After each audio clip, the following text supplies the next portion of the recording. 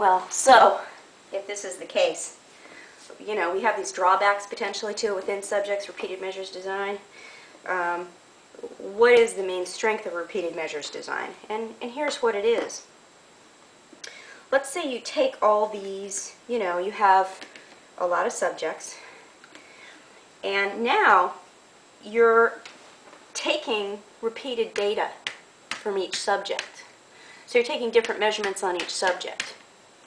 It's possible to quantify and partition how much of the total variance comes from the personalities, from any stable differences that these people might have. So let's draw a picture of kind of what this translates into. We'll compare it with your likely point of reference. Let's go back and talk about a between groups design. Now that's a different design, right? That is one where each person appears in each group just once. Well, all you can do there is you can take the total variability, which is the person's score. In our book it's y, in others it's x's, minus the grand mean. In our book it's y bar sub t. You can take this total variability for everybody in the study and partition it, but you can only put it in two parts. You can figure out how much of it is between groups. Hopefully it's due to the treatment, or it might just be due to noise if your treatment's wimpy and didn't work. And within. And by now, if you're in my class, I'm hoping you completely understand how you partition the variance. You would take the score minus the group mean for everybody. That would give you a deviation. You'd square them all. You'd sum them up for sum of the squares within. You'd average them to make a mean squares within, and when you average them, you're using degrees of freedom as a divisor. And for between groups, for each person, you take the mean for their group and represent them with that, minus the grand. That gives you a deviation between groups. You square it, you sum it up for sum of squares, average it for mean squares by using degrees of freedom. Now, what about repeated measures or within group designs? With this, we can partition variance a little further, and here's why it's a good thing. You can take each person's total deviation score, so distance from their score to the grand mean, and just as you would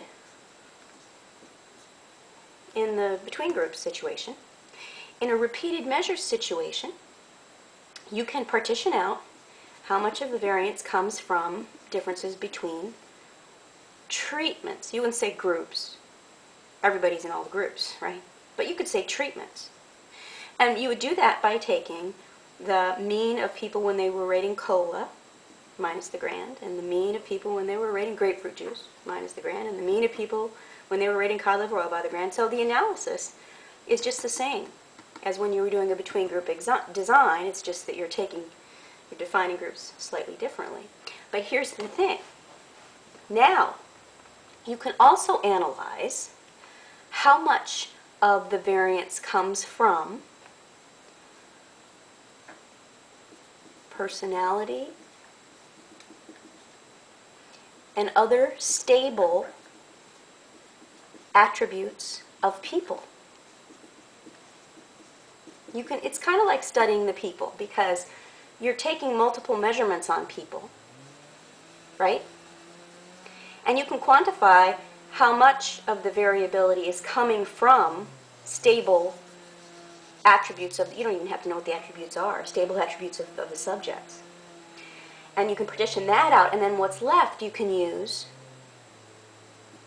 as within groups variability. You have just carved out, and let me put a trash can here, because really, we don't really care about, it's not a study of personality in this case. We don't really care about quantifying per se and testing. We wouldn't do an F test in this situation, on differences between how the monkey rates things and how the pirate rates things, right?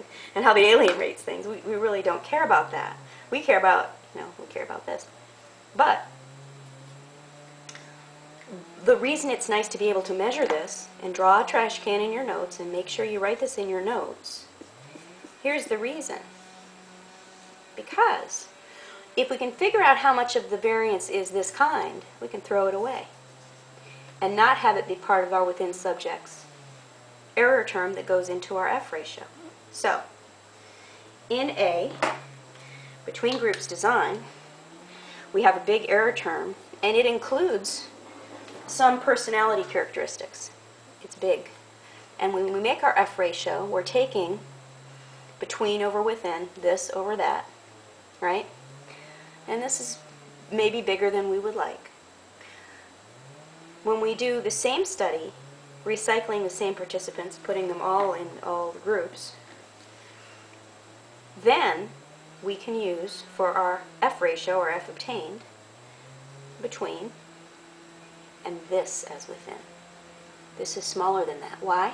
Because we quantified how much of the within groups variability came from stable things about the people in the study.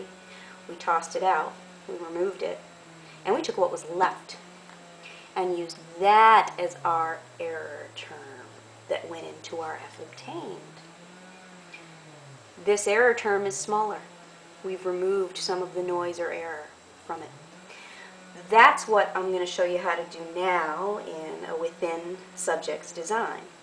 So the first thing we're going to compute in this example is mean squares between. And you actually totally already know how to do this. It's going to look very similar to what we did when we did a between groups ANOVA. But it's between treatments, obviously, right? Not between groups, but the calculations are the same. Then you're going to calculate variance due to personality and other stable attributes of the people. You're going to throw it away. And then you're going to calculate what deviation scores, what variability is left, and use that as you make your F obtained. Now the F ratios are also going to be very familiar. The F obtained with the between groups design is mean squares between over mean squares within. Similarly, the F obtained with the within groups or repeated measures design, mean squares between over mean squares within as well. It's just the mean squares within that we're plugging in here has been whittled away because we got rid of this junk. Okay, so let's move to an example of how you can compute this conceptually, because if you do this using computational formulas, they won't give you much insight.